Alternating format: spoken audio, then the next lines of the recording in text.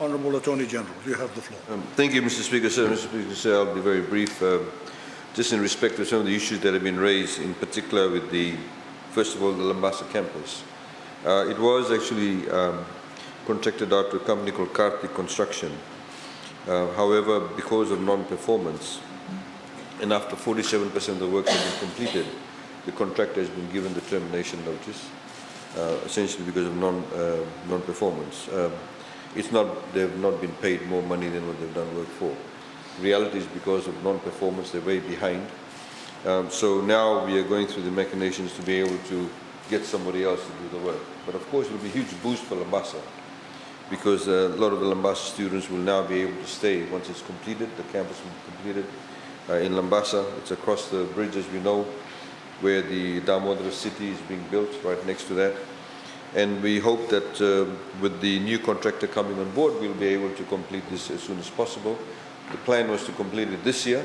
It looks like it won't be completed this year, as we already have another 53% of the works to be completed. But this is one of the challenges that FNU did have in respect of managing large contracts and not having the internal capacity to manage those contracts. And this is why CIU is now dealing with a lot of these matters, so we have an input into that. We're getting, structural engineers, even people like acoustic consultants, because we're in lecture halls. If they're actually going to start echoing, there's no point building the lecture hall. So we're doing those type of, professionally building the campuses around there. Similarly, has been highlighted by the Minister for Education. There's a number of other projects that are on foot. The Maritime Academy, as the Minister for Infrastructure has also highlighted, will again we'll be putting in solar panels on the roofing too, as part of the program once the building is completed, which provides also some avenue for training for students at FNU to be able to access that type of technology. I'd just like to very quickly highlight also and reiterate that the FNU operating expenditure, and indeed the capital expenditure, was far less, and indeed still is far less than what USP spends. And of course, University of Fiji is probably the most least funded of the universities in Fiji. And as been highlighted about the staff, a few years ago, Mr. Speaker, in the budget, we would have seen an increase in the budget allocation to FNU, including in the operating expenditure. And part of that was to, in fact, increase the salaries of the staff at FNU. Because the salaries of the staff at FNU are far less than what they get at USP, perhaps Honourable Prasad, that's why I did not move across to FNU. But the reality of the matter is that it still is less than USP. And we hope to get some level of parity in that respect. Mr. Speaker, sir, the course fees, again, we've got operating surplus of only 1%. FNU does not, for example, have the capacity at this point in time like USP.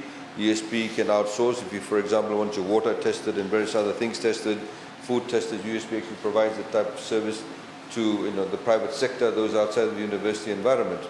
And that's a revenue generating mechanism for them. And we hope that the FNU will get into that space.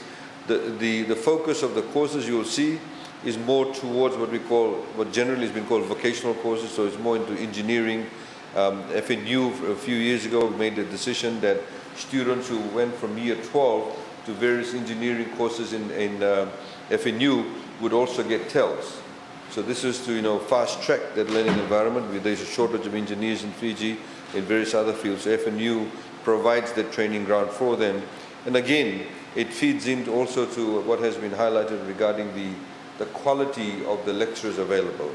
In many of the engineering fields, of course, we don't have the local capacity to provide the training. Again, that's something that I think the Minister and I were discussing about the need to perhaps look at longer tenure for the staff. Because if we want to bring in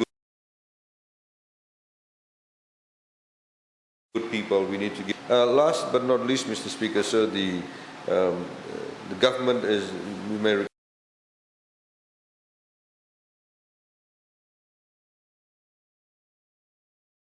recall, Mr. Speaker, sir, we've geo-fenced, provided that for free. So FNU students actually have the luxury of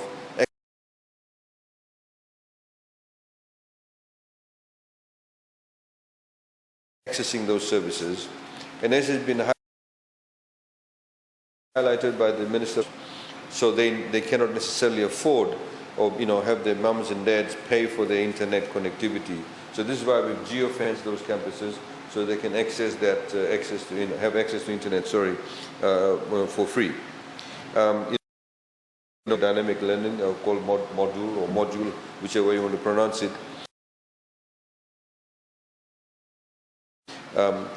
In this new era, of course, a lot of them are accessing through that particular facility. They're able to access the learning of the lecturers, etc. I'd like to take this opportunity also, Mr. Speaker, sir, to the announcement that is made by the acting Vice Chancellor that they are looking at assisting students because of COVID-19. Will waive fees for those students who are unable to complete the units online during the COVID-19 crisis. Because not all the courses are available online, not all the lectures are available. So those who cannot complete their courses online, the fees will be waived. The university will do that. Professor James Pounder is the one who's actually confirmed that. Mr. Speaker, sir, I'd like to also thank the Council of the University. As you know, Mr. Speaker, sir, the chair of the Council, Professor Rajesh Chandra, is a former VC of USP, was made the chair of FNU.